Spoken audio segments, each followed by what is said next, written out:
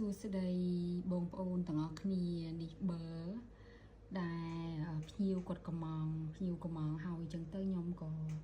ថតវីដេអូបន្តិចដើម្បីទុកផុសនៅក្នុង TikTok របស់ចកាប៉ាអញ្ចឹងណាដើម្បីទុកឲ្យបងប្អូនមើលលើក្រោយទៀតថាបើពួកយើងវាលក្ខណៈបែបលក្ខណៈមិនអញ្ចឹងណាបងប្អូនហើយក៏ចង់ជំរាបប្រាប់បងប្អូនទាំងអស់គ្នាដែរថាចិត្តដល់រដូវអស់ផ្លែហើយផ្លែនេះគឺជាអាចថា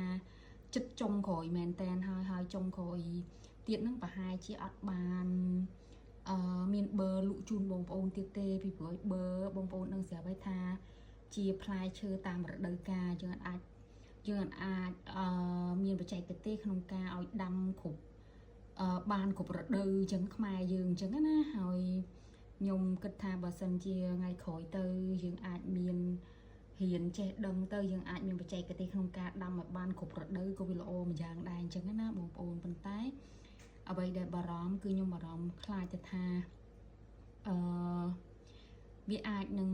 ខុសពីបច្ចេកទេសខ្លាំងពេកអាចប៉ះពាល់ដល់សុខភាពអីជាដើមណាបងប្អូនអូខេអរគុណច្រើនហើយជួបគ្នាម្ដងទៀតនៅឆ្នាំក្រោយបងប្អូនម៉ួយ